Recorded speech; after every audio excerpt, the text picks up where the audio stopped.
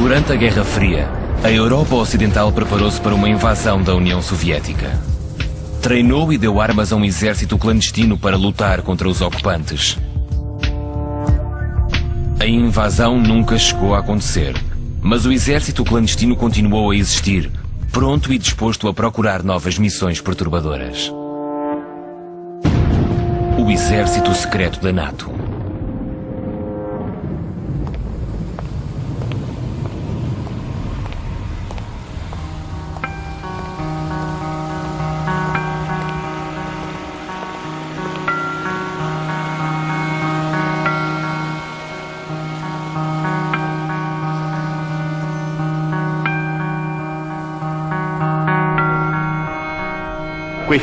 Este era o único banco de Milão que estava aberto depois das 4 da tarde. Nesse dia, às 4h30, assinei um contrato entre dois agricultores idosos. Um colega chamou-me. Disse-me para subir, porque tinha de me dar uns papéis. Quando cheguei, percebi que não tinha passado um recibo. Abri a janela e tentei chamar as duas pessoas, mas não me ouviram. Fechei a janela e fiz um gesto invulgar. Encostei as costas ao vidro.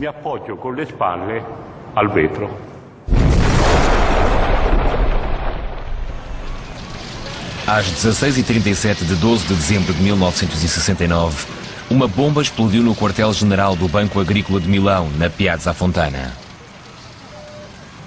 Foi uma cena apocalíptica. Mortos, feridos, cofres abertos, papéis. Comecei a gritar. Foi uma bomba, foi uma bomba. Até que alguém da polícia me tapou a boca com a mão e me levou para a rua. 17 pessoas morreram e 80 ficaram gravemente feridas.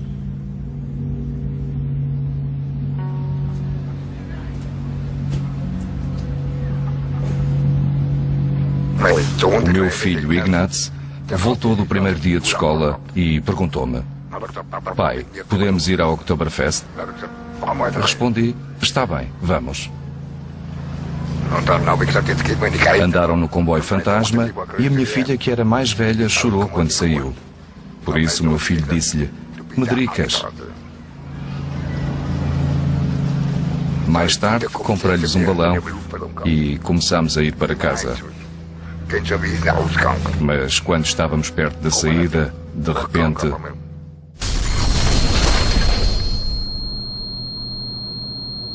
A bomba que explodiu na Oktoberfest de Munique a 26 de setembro de 1980 matou 13 pessoas e feriu mais de 200. Quando recuperei os sentidos, comecei a procurar os meus filhos. Primeiro, encontrei o rapaz e perguntei-lhe se estava bem. Respondeu: não é nada, papá, só tenho frio. Por isso fui ter com a minha filha, que estava no chão. O corpo dela estava desfeito. Disse-me algo que nunca irei esquecer: pai, ajudas-me? Depois morreu. O meu filho tinha 2 fragmentos de bomba na cabeça e acabaram por morrer os 2.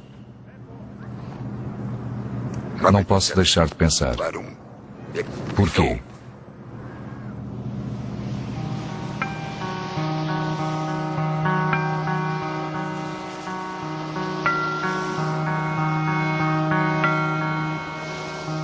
O jantar estava pronto e estávamos à espera da minha filha, do meu genro e dos meus 2 netos. O sábado era passado em família. De repente, ouvi tiros no supermercado Della Rise. Corremos para o terraço e a minha mulher gritou: os meus filhos. Disse-lhe para se acalmar, que ia ver o que se passava. As portas do supermercado estavam abertas e uma multidão tentava sair. Eu queria entrar contra a maré, mas diziam para não entrar, que tinham disparado. Disseram-me que toda a minha família fora alvejada.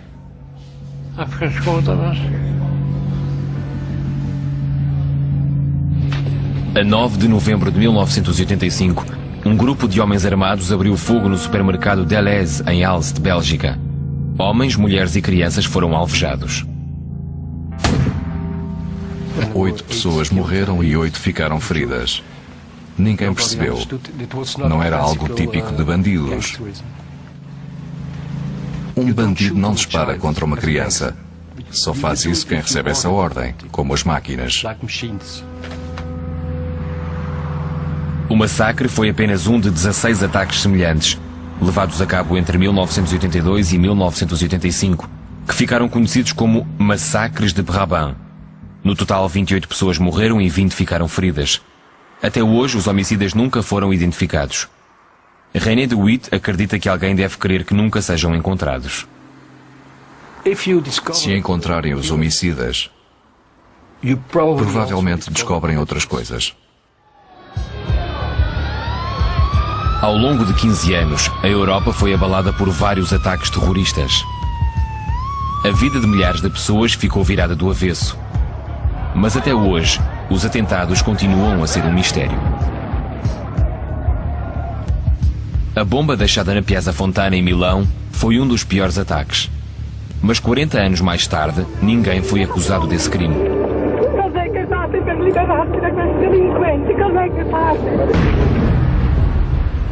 Guido Salvini, o procurador público, tentou várias vezes condenar os homens que acredita serem responsáveis pelos atentados. Quando reabrimos a investigação em 1991, não havia condenados. Os únicos culpados foram o general Maletti e o capitão Labrina, que tentaram pôr fim à investigação. 2 agentes importantes dos serviços secretos italianos foram condenados à prisão em 1979 por esconderem e protegerem suspeitos fundamentais. Os serviços secretos tentaram obstruir o trabalho das autoridades judiciais ao esconder provas e relatórios.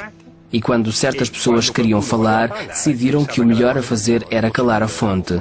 Disseram que não queriam ouvir o que tinham para dizer. Investigadores de outros países também viram os seus inquéritos sabotados. A explosão de Munique foi causada por uma bomba de tubo sofisticada. Mas semanas após o ataque, a polícia concluiu que um único extremista, Gundolf Köhler, era o responsável. Foi encontrado entre os mortos. Embora várias testemunhas tenham afirmado ter visto Köhler com 2 pessoas momentos antes da explosão, e apesar de Köhler ser membro de um grupo paramilitar da extrema-direita, a polícia não encontrou mais suspeitos e encerrou a investigação. Ignaz Platzer e o seu advogado, Werner Dietrich, acreditam estar a lidar com um encobrimento. Querem que o inquérito seja reaberto. Muitas das testemunhas entrevistadas pelo Departamento de Investigação Criminal disseram que se sentiram criminosas. Foram interrogadas com tanta severidade que pensaram que os investigadores tinham a sua própria teoria e as suas provas que iam contra essa teoria não eram bem-vindas. Por isso, foram consideradas irrelevantes ou de pouca confiança. Esta história tinha algo de suspeito. A polícia deixou de investigar. Eu quero justiça. Quero apanhar os homicidas. Durante muitos anos, os atentados europeus foram vistos como acontecimentos desconexos e atribuídos a terroristas locais. Mas agora há sinais de uma explicação mais sinistra.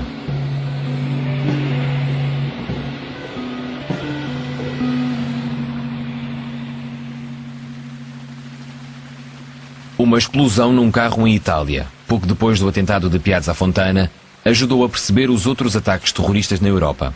Em 1972, perto de Petiano, no nordeste da Itália, uma explosão matou 3 polícias. Por fim, os investigadores seguiram a pista de Vincenzo Vinciguerra e do seu grupo terrorista de direita, o Ordine Nuovo. Felice Casson, o procurador público, passou 10 anos a investigar o ataque. Primeiro acusaram a extrema-esquerda. Depois, como as pistas eram inconsistentes, foram acusados e detidos pequenos criminosos locais. A dado momento, tornou-se claro que os Carabinieri, os serviços secretos, a polícia e até a magistratura de Gorizia tiveram um papel importante na tentativa de desviar o rumo da investigação.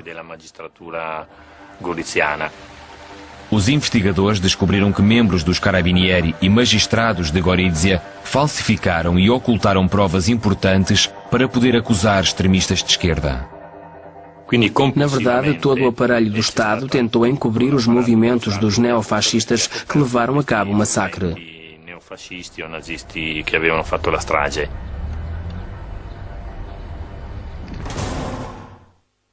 Vincenzo Vinci Guerra cumpre agora prisão perpétua pelo atentado de Petiano. Mas ao depor em tribunal em meados da década de 80, afirmou que ele e o grupo de extrema-direita foram protegidos e apoiados por uma organização mais vasta, ligada aos mais altos cargos dos serviços secretos e militares. Na altura, as afirmações de Vinci Guerra foram ignoradas, mas Casson, que o levara a tribunal, continuou a investigar. Em 1990, teve acesso aos arquivos dos serviços secretos militares italianos e, inesperadamente, encontrou documentos que falavam de uma organização secreta. Descobri a existência de uma estrutura secreta clandestina liderada pelo chefe dos serviços secretos italianos e com o nome de código Gladio Stay Behind. Casson descobriu documentos que ligavam essa força misteriosa à NATO. O primeiro-ministro italiano Giulio Andreotti foi obrigado a falar ao público, causando um grande escândalo na Europa. Admitiu a existência da organização secreta Gladio e revelou que fazia parte de uma rede muito mais alargada de exércitos clandestinos, coordenados pela NATO, que atuaram por toda a Europa durante a Guerra Fria. Descobriu-se que a Grã-Bretanha e os Estados Unidos tinham treinado e recrutado em segredo civis e militares em muitos países europeus.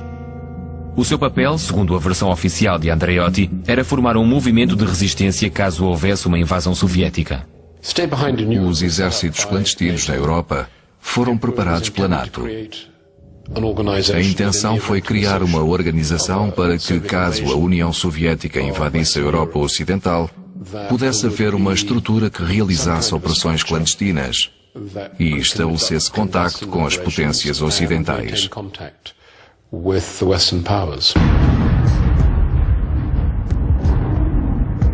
Era uma época muito diferente. Ainda estávamos na Guerra Fria, ainda havia confrontos entre o Ocidente e o Oriente. A Europa estava dividida em dois. As pessoas tinham sempre receio de um possível confronto entre a NATO e os países do Pacto de Varsóvia. A Guerra Fria foi um período em que não houve paz.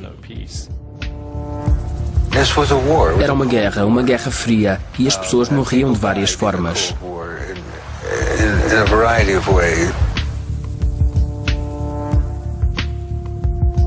A Conferência de Yalta, em 1945, dividiu o mundo em dois blocos.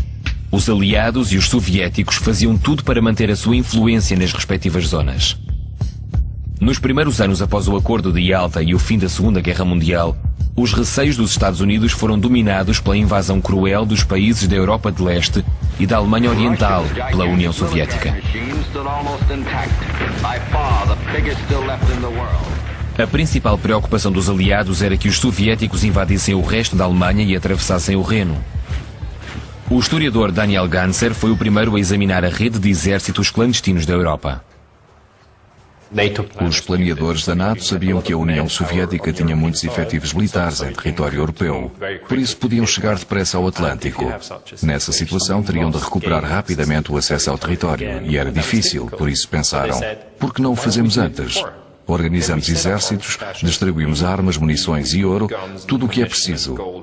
Temos pessoas treinadas que se conhecem e que podem entrar em ação como o exército de guerrilha caso haja uma invasão soviética.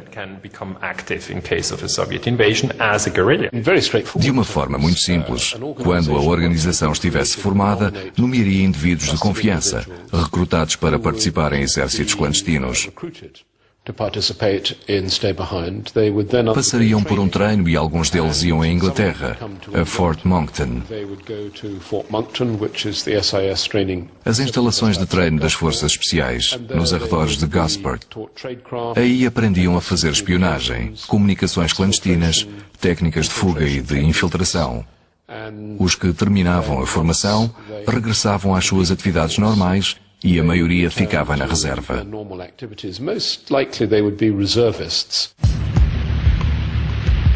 O conceito do exército clandestino nasceu na Direção de Operações Especiais da Segunda Guerra Mundial, um ramo dos serviços secretos britânicos, MI6.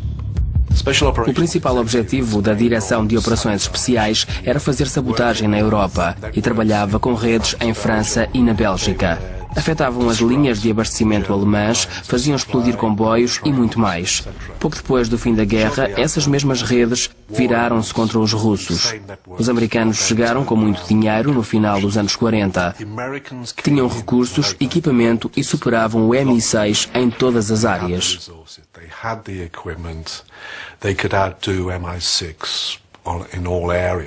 We're going to send the men who can train them to fight that kind of war. And we have these men, experts in this kind of guerrilla warfare? You bet we have. Investigações parlamentares na Bélgica e em Itália descobriram mais tarde que as redes clandestinas eram geridas pelos serviços secretos locais, em colaboração com a CIA e o MI6, em mais de 15 países europeus, incluindo a Suíça e a Áustria, países neutros. Em cada país, a rede tinha o seu próprio nome. Gladio em Itália, SDRA-8 na Bélgica, na Alemanha chamava-se Oberrollagenten. Os soldados da Gladio eram recrutados em vários locais. Não é possível rotular as pessoas envolvidas na Gladio, porque variam de país para país. O tipo de pessoa também dependia do terreno. Podiam ser guardas decotados nas montanhas ou nas florestas ou esquiadores. Noutros locais eram pessoas mais urbanas. A maioria acreditava que o comunismo era uma ameaça. São pessoas de direita, por vezes da extrema-direita, mas também havia conservadores e católicos que só queriam defender o seu país. Homens como Franco Bartolomeoli, técnico e paraquedista de Bolzano, no norte de Itália. No início dos anos 60, com 19 anos e um espírito aventureiro, inscrevi-me num curso de paraquedismo. Um dia o presidente da associação disse-me: se o nosso país fosse invadido por uma potência estrangeira, estarias disposto a fazer qualquer coisa? Respondi logo que sim. Está bem, foste aceite. Aceite por quem? Quanto menos souberes, melhor. A nossa função não era travar o Exército Vermelho. Não o conseguiríamos fazer. Devíamos ajudar quem vinha em nosso auxílio a entrar em território ocupado.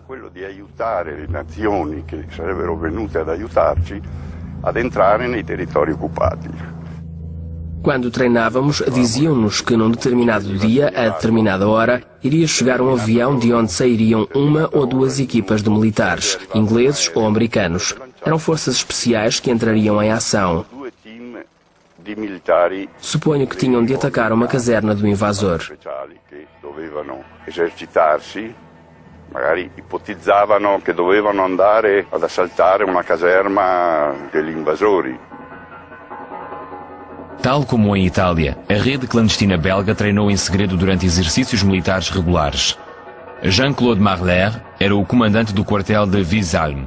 Ao longo dos anos 80, foram o palco das manobras anuais de treino do exército belga, chamadas Oesling. Essas manobras reagrupavam elementos belgas, alguns elementos luxemburgueses e forças especiais americanas, destacadas na Alemanha. Assim eram elementos convencionais, mas eram também elementos secretos, com motivos e técnicas muito confidenciais. Era uma manobra quase secreta, enquadrada nas atividades da NATO. Eram atividades regulares, mas o que se passava no interior da manobra era muito diferente. C'était parfaitement régulier, mais ce qui se passait à l'intérieur de la manœuvre, là c'est tout autre chose. Lucien Disler era membro do exército clandestino belga e foi responsável pela logística durante as manobras. Era patriota e anticomunista convicto. Marchava com quem me pediam. Não sabia se quem o pedia era um ministro da Defesa, a NATO ou os americanos. O problema não era meu.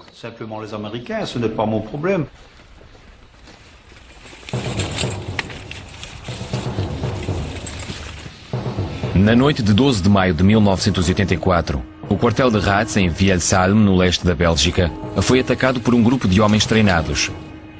Uma sentinela foi atingida por fogo de metralhadora e centenas de armas foram roubadas.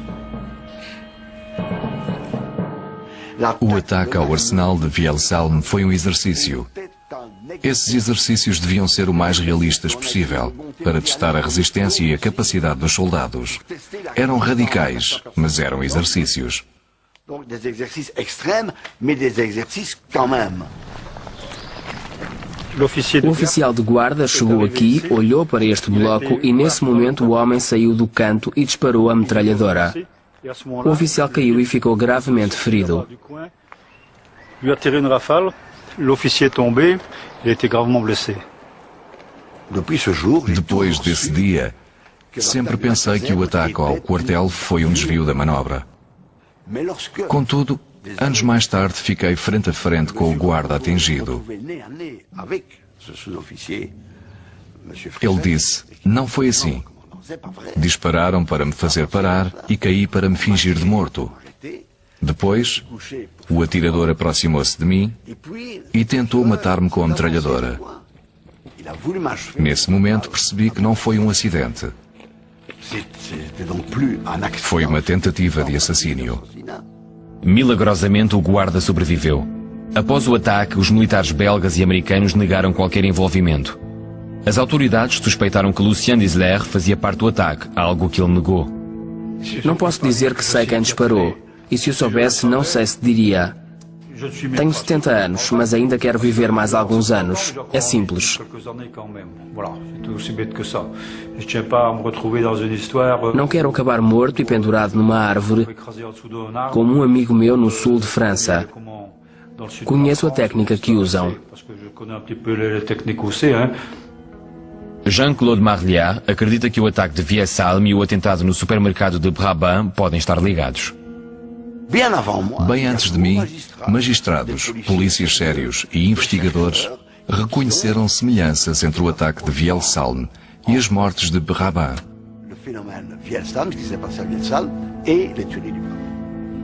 Analisei o modo como tentaram matar a sentinela em Viessalm e o modo como as vítimas de Brabant foram mortas. São mortes muito lúcidas, perfeitamente organizadas, por assassinos de sangue frio com capacidades militares. Tout est parfaitement militaire. O recrutamento de vários tipos de pessoas para os grupos paramilitares foi uma tradição criada pelos aliados logo a seguir à Segunda Guerra Mundial. Levaram a sério o velho ditado que diz que o inimigo do meu inimigo é meu amigo. E recrutaram nazis proeminentes para a causa antissoviética. Um deles, o espião das SS Reinhard Gehlen, viria a ser o fundador dos primeiros serviços secretos alemães do pós-guerra, que mais tarde supervisionariam a rede de exércitos clandestinos. Nos primeiros anos da Guerra Fria, ninguém fez mais do que Gehlen para aumentar o receio dos Estados Unidos de uma crescente ameaça soviética. O presidente Truman gastou milhões em várias operações secretas e programas de informação contra a ameaça comunista.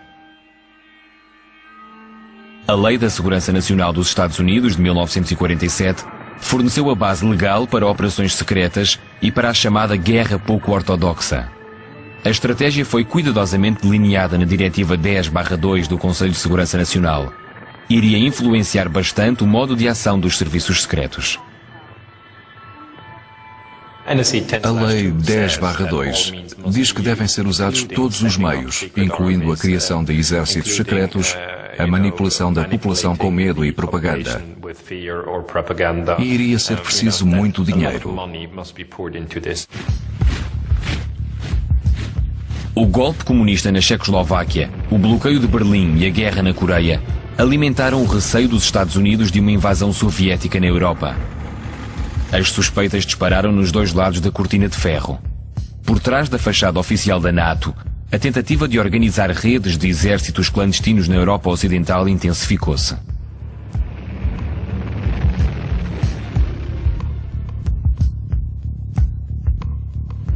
O que faziam os exércitos clandestinos enquanto esperavam a invasão russa? Treinavam e envolviam-se na política local. É aí que vemos o impacto mais importante e prejudicial dessas organizações nos países da Europa Ocidental.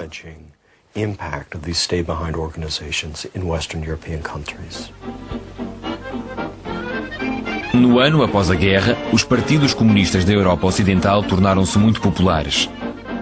A sua relação com os camaradas soviéticos era uma grande preocupação. Nessa altura, Peter Sickle era o chefe do gabinete da CIA em Berlim. Os partidos comunistas italianos e franceses eram muito fortes. Havia uma sensação de insegurança porque sabíamos que os russos se aproveitavam desses partidos comunistas para fazer ação política. Com o aumento do risco de uma vitória comunista, a estratégia dos exércitos clandestinos afastou-se da ameaça de invasão e virou-se para o inimigo interno. O documento mais importante para um historiador data de 1 de junho de 1959. É um documento dos serviços secretos militares italianos e diz que Gladio foi criada para entrar em ação. Se houvesse uma invasão soviética e caso houvesse sovvertimenti interni, o que quer dizer agitação interna. Sabemos que a partir dos anos 50, os exércitos tinham duas missões. Algumas das primeiras provas sobre o papel dos exércitos secretos da NATO em subversões políticas surgiram num escândalo alemão dos anos 50. Em 1952, um membro da rede clandestina alemã entrou numa esquadra de Frankfurt e disse: "Sou membro de um exército secreto. Estamos a ser treinados por um americano que nos ensina a matar pessoas, a não deixar rasto, a esconder nas florestas. Temos armas e explosivos e somos um segredo." Adenauer ficou furioso por aquelas coisas serem feitas pelos americanos sem que ele soubesse. Não disse estar contra essas medidas, mas teria tido mais cuidado nas pessoas que escolhia.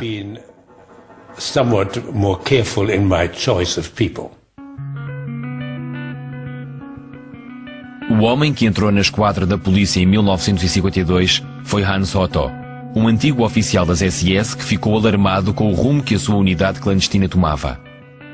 O seu testemunho levou à descoberta de um centro de treino secreto na floresta Hessen, na Alemanha Central. Mas o maior choque para os investigadores foi saber que os paramilitares pareciam ter agora uma missão política mais sinistra. Tinham listas de pessoas que queriam matar. Eram membros respeitados da comunidade. Sempre pensámos, assassinatos caso houvesse uma invasão soviética ou caso houvesse uma mudança interna de poder. Nesse momento, todos pensavam que haveria uma investigação rigorosa ao exército clandestino alemão. Mas essa investigação não aconteceu. Após alguns truques diplomáticos entre os Estados Unidos e a Alemanha, os 100 alegados conspiradores, todos extremistas de direita, foram libertados. O caso foi rapidamente encerrado e esquecido, até que um novo escândalo chegou aos jornais 30 anos mais tarde. Apenas um dia após o ataque de Oktoberfest, a polícia descobriu que o alegado bombista, Gundolf Köhler, que morreu no atentado, era membro da organização paramilitar neonazi, Wehrsportgruppe Hoffmann. Gundolf Köhler interessava-se por armas e explosivos. Agia assim na Hoffmann. Após o atentado, a polícia revistou de imediato a casa dos pais dele e encontrou o que foi descrito como laboratório de bombas. Encontraram apenas químicos para explosivos caseiros, mas descobriram que foram utilizados explosivos militares muito potentes no atentado de Munique. Temos de pensar como é que ele obteve esses explosivos.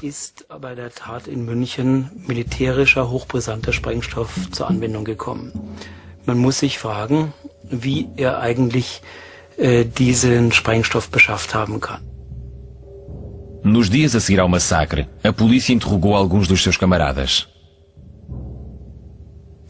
Nos interrogatórios disseram: obtivemos armas e explosivos de outro extremista de direita. Chama-se Heinz Lemke. Curiosamente, isso nunca foi investigado.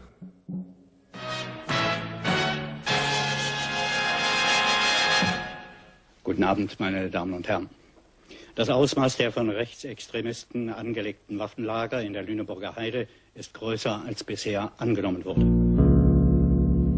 Um ano após o atentado de Munique, em 1981, caminhantes encontraram um enorme esconderijo de armas na floresta de Lüneburg, no norte da Alemanha, que pertencia ao guarda florestal Heinz Lemke. Lemke era um ativista de extrema-direita com bastantes contactos na Alemanha neonazi. Os serviços secretos da Alemanha de Leste, Stasi, encontraram o local preciso de transmissores usados por exércitos clandestinos da Alemanha Ocidental. Um deles foi localizado em Lüneburg, muito perto da casa de Lemke e do seu esconderijo de armas.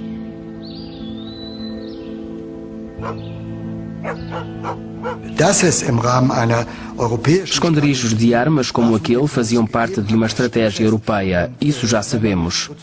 Mas se investigássemos como Lemke estava relacionado com tudo isso, até que ponto tinha armas e explosivos à sua disposição e até que ponto eram semelhantes ou iguais aos explosivos usados no atentado de Oktoberfest, chegaríamos a uma conclusão.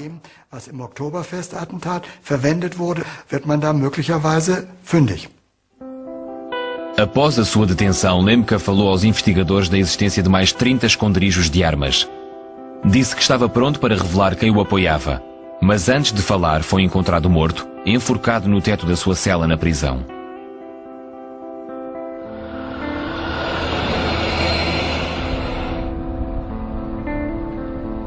A sua morte fornece uma ligação aterradora às mortes de Brabant, na Bélgica. Havia também provas de ligações a uma organização paramilitar. Eddie Voss, comissário da polícia, investiga as mortes de Brabant há vários anos. Descobrimos que têm um modo de agir muito específico e que cada um tem um papel. Há um homem que começa a disparar e a forma como dispara e como se posiciona fazem-me pensar que há alguém que foi treinado para usar armas.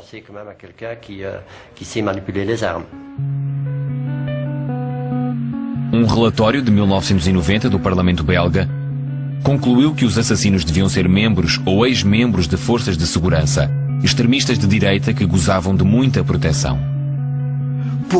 Os assassinos de Brabant pertenciam a uma elite. Mas não é tudo. Tinham também uma impunidade garantida.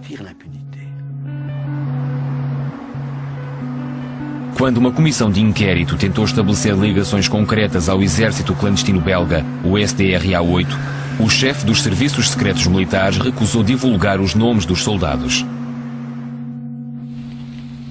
Havia provas de uma ligação a uma rede neonazi chamada Westland New Post, ou WNP. O seu líder, Paul Latinus, confirmou que fora convidado para criar um grupo de paramilitares anticomunistas. Mais tarde afirmou que era pago pelos serviços secretos americanos.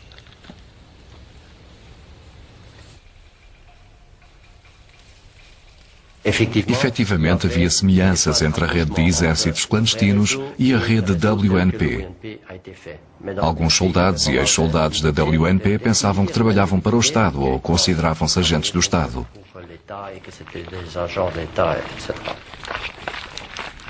Pouco após o massacre de Brabant, Latinus foi detido. Mas antes de poder falar, tal como Lemke na Alemanha, foi encontrado morto na sua cela, com um fio de telefone à volta do pescoço. Mas por que exércitos secretos de direita aterrorizavam países tranquilos como a Bélgica, a Alemanha e a Itália no centro da Europa Ocidental? A resposta encontra-se numa mudança de pensamento na Guerra Fria. O fim da crise de mísseis de Cuba em 1962 trouxe uma espécie de estabilidade. Uma invasão convencional da Europa Ocidental por parte da União Soviética já não parecia provável devido ao impasse dos mísseis nucleares entre o leste e o ocidente. Agora, os Estados Unidos estavam decididos a construir e expandir as suas bases na Europa, e a Itália era um local-chave. Mas a polícia italiana era instável. A esquerda ainda ganhava terreno e podia prejudicar os planos de Washington. Richard Gardner trabalhou em Itália para várias administrações norte-americanas durante mais de 20 anos.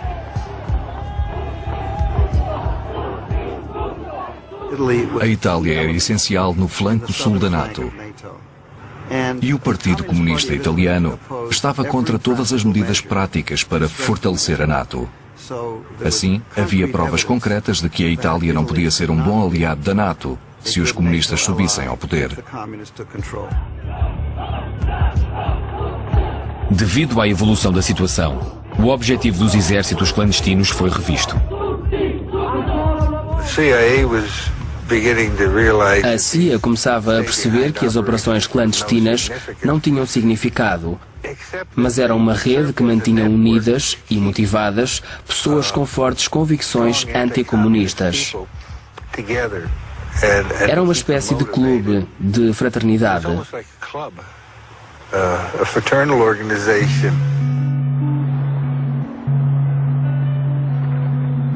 Num hotel de luxo de Roma, em 1965, os membros mais importantes da direita italiana encontraram-se com os serviços secretos. Esse encontro, conhecido como Instituto Polio, alteraria radicalmente a sociedade italiana. Não havia apenas extremistas de direita, mas também cientistas políticos, investigadores da guerra revolucionária, oficiais do Estado-Maior. Estava presente uma faixa alargada de pensamento que acreditava que era preciso agir contra o comunismo com todos os meios disponíveis. No Instituto Polio, o chefe do exército e os serviços secretos disseram claramente o que queriam fazer. Falaram da quarta dimensão da guerra.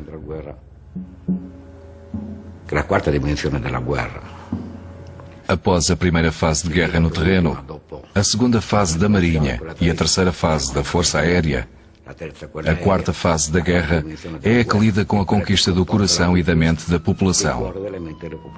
Era essa a guerra que se travava e que ainda se trava, também com conflitos de baixa intensidade, até com aquilo que impropriamente se define como terrorismo.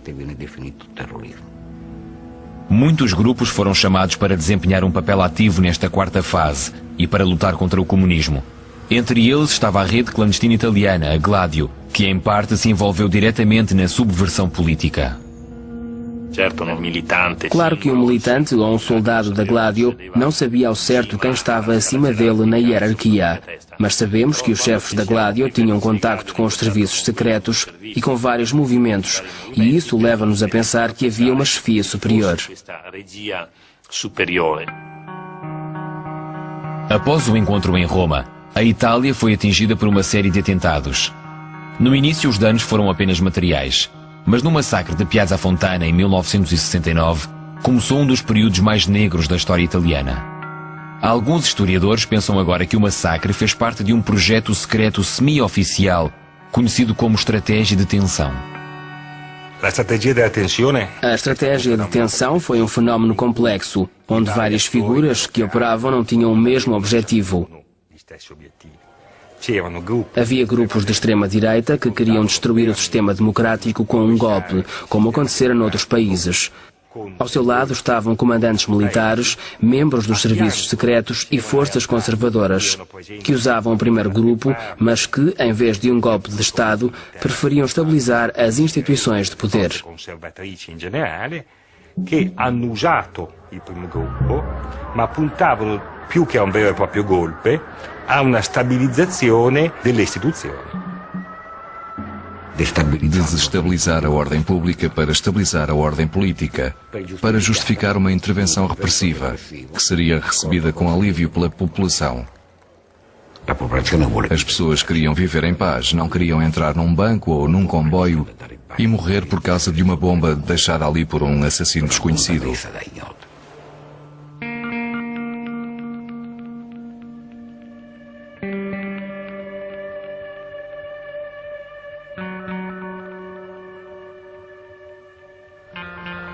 Na Bélgica, Eddie Vos, o comissário da polícia, chega a uma conclusão semelhante sobre o papel essencial do medo gerado pelos ataques.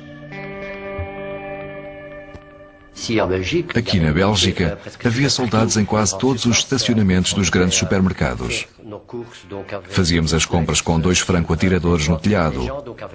As pessoas estavam sempre bastante assustadas. E isso enquadra-se nesta estratégia. Era um elemento importante de terrorismo.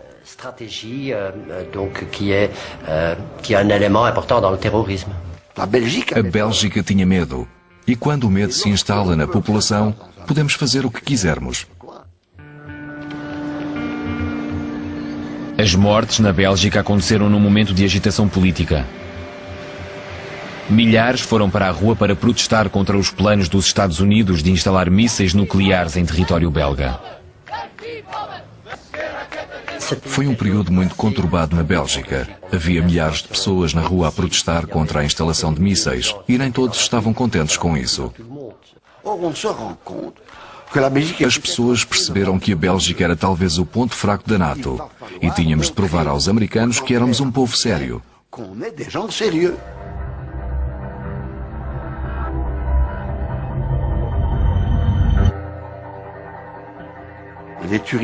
As mortes de Brabant terminaram porque a missão chegara ao fim.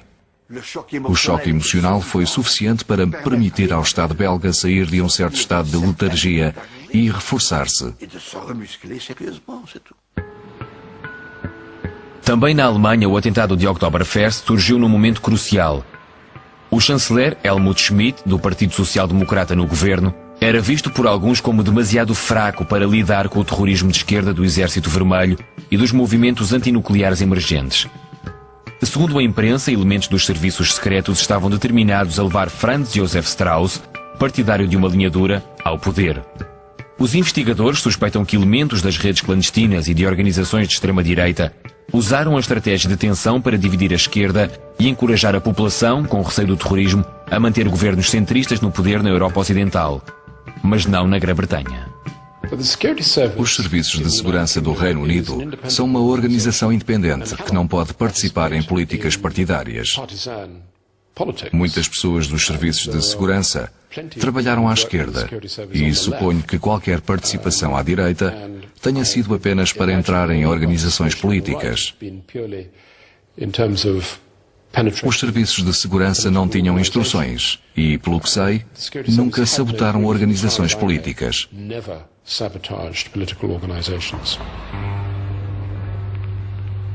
A interferência de serviços secretos estrangeiros na política europeia pode ser difícil de provar, mas há provas no inquérito ao atentado de Piazza Fontana.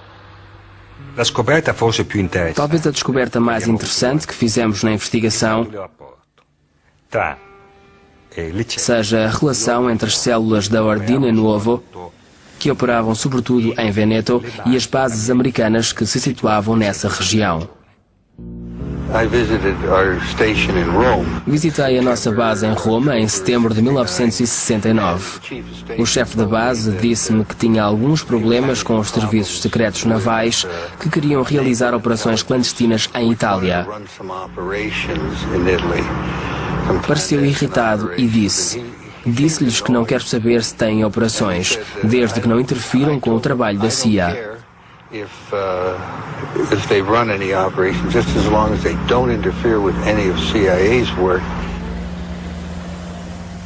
Enquanto investigava o atentado de Piazza Fontana, o procurador Guido Salvini estabeleceu a ligação entre Carlo Di Giglio, um terrorista da organização paramilitar da extrema-direita Ordine Nuovo, e um informador dos serviços secretos navais norte-americanos. Di Giglio era militante da Ordine Nuovo, que lidava com o lado logístico. Era perito em armas e uma pessoa central. Esse homem frequentava regularmente bases norte-americanas, como a de Verona. Os Estados Unidos inseriram-no numa rede de informadores. Dizia-lhes o que fazia e também recebia informações. Era uma espécie de agente duplo. Contou-nos isso com muitos pormenores. Quando se fala de Carlo Di Giglio e do que fez em Piazza Fontana, temos de o descrever corretamente. Não era um fascista, era um agente dos serviços secretos, filho de um agente dos serviços secretos. E foram esses serviços que lhe deram ordens para trabalhar na extrema-direita. Di Giglio reconstruiu todas as fases que deram origem a Piazza Fontana. Falou-nos de uma casa onde preparava as bombas e falou-nos um pouco do atentado, mas não tudo. Porque, como técnico, observava a preparação dos explosivos, mas ficava para trás quando o carro com as bombas partiu para Milão.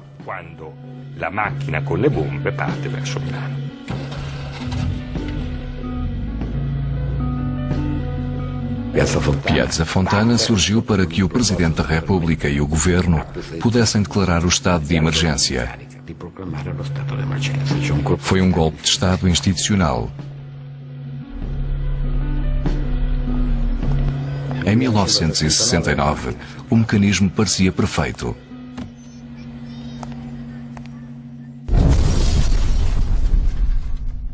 Um culpado para o massacre de Piazza Fontana foi imediatamente identificado. O anarquista de esquerda Pietro Valpreda.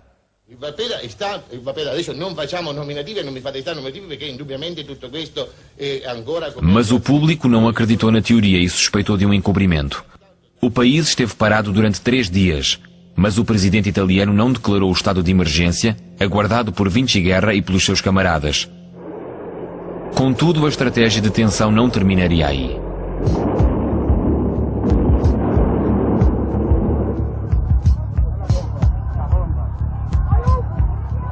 Na década seguinte, o povo italiano foi atormentado por uma vaga de atentados terroristas.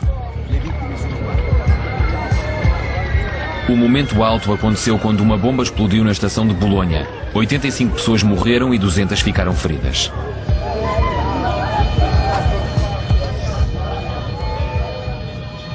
Esses acontecimentos levaram o terrorista Vinci Guerra a acreditar que os grupos de extrema-direita, como o seu, eram manipulados pelo Estado. Contesto quando as pessoas dizem que o período de atentados em Itália foi levado a cabo por fascistas. Porque estes ataques foram realizados por homens que trabalhavam para o aparelho de Estado. Estavam todos ligados ao Estado, que os protegia e escondia. Apesar dos mais de 20 julgamentos, quase todos os acusados de envolvimento em atentados terroristas fugiram à prisão. Homens como Gianni Maletti, um agente importante dos serviços secretos italianos, que foi acusado de proteger terroristas da Ordine Nuovo, mas que fugiu para a África do Sul antes de cumprir a sua sentença. Ou Delfo Zorzi, que se pensa ter colocado a bomba em Piazza Fontana e que vive agora no Japão. Durante anos, estive convencido que podemos cometer erros de boa-fé. Eu próprio cometi erros ao pertencer a essa organização. Mas a certa altura temos de dizer a verdade. Em Itália, muitos dos atentados continuam por resolver. No homicídio de Piazza Fontana, ainda não encontramos um culpado do ponto de vista judicial. Ainda que histórica e politicamente, haja alguma verdade nos milhares de documentos reunidos pela Comissão de Inquérito aos Atentados. Também na Bélgica, muitos aguardam ainda as respostas que escapam há muito à investigação de Brabant. Um Estado que aceita que se matem homens, mulheres e crianças em 3 ataques em 2 dias, simplesmente porque estavam no local errado, à hora errada, a fazer compras, é um Estado que não merece respeito e que não merece sobreviver. Como pode uma população ter fé no futuro? Se 16 pessoas são mortas em poucos minutos e ninguém se preocupa com os resultados.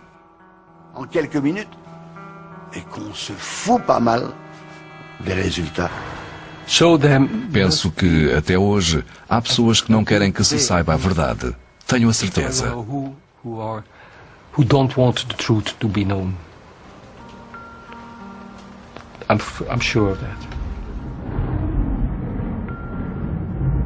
Pelo menos em Munique há alguma esperança de que os culpados do massacre de Oktoberfest sejam um dia levados à justiça. Die besten Chancen, diesen Anschlag aufzuklären, gab es nach der Tat. A melhor hipótese de descobrir quem estava por trás do atentado surgiu logo após o ataque.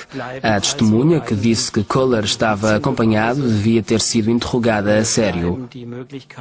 Hoje há um local do crime que pode ser analisado com os melhores métodos científicos. Nos últimos anos, vimos muitos homicídios antigos serem resolvidos dessa maneira. Einer Asservatenkammer einer Lösung zugeführt werden konnten. O advogado Werner Dietrich e as vítimas Platzer e Martinez continuam a tentar reabrir o inquérito ao atentado de Oktoberfest. Mas descobriram que muitas das provas originais desapareceram. Infelizmente, o gabinete do Procurador Público informou-me que muitas das provas que esperavam analisar tinham sido destruídas ou deitadas fora. Não há vestígios delas.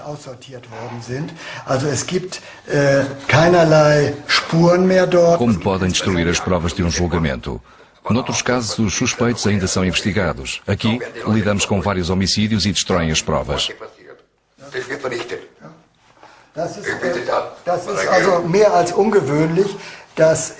É muito invulgar que num inquérito que não prescreveu e não foi judicialmente encerrado, os fragmentos de bomba e outras provas sejam destruídos. Só não sabemos que interesses estão por trás disto e o que estão a tentar encobrir. Vou continuar a lutar até que encontrem os homicidas.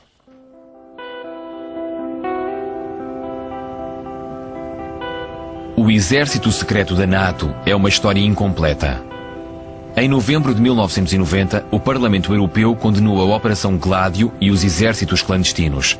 Pediu investigações completas, que ainda não foram realizadas, e o desmantelamento total dessas estruturas paramilitares. Mas 20 anos mais tarde, não há provas de que esses exércitos secretos tenham sido dissolvidos. As pessoas que se entusiasmam com operações secretas devem recordar, antes de mais, que não ficam secretas durante muito tempo. E devem pensar, se esta operação vier a público, qual será a reação? Não só na América, mas no país onde operam. Como irá afetar a autoridade moral dos Estados Unidos? O legado dos exércitos clandestinos é o facto de as táticas que criaram esses exércitos continuarem a ser utilizadas. São operações normais. As pessoas que pagam mais por isso são os homens e as mulheres comuns.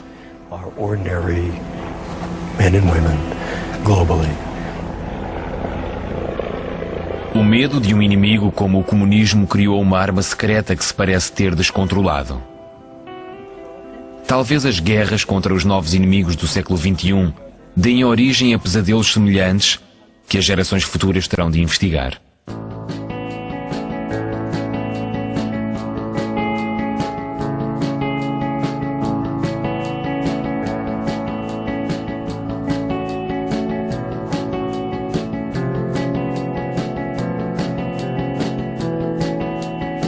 Pim Pam Pum. Produção audiovisual.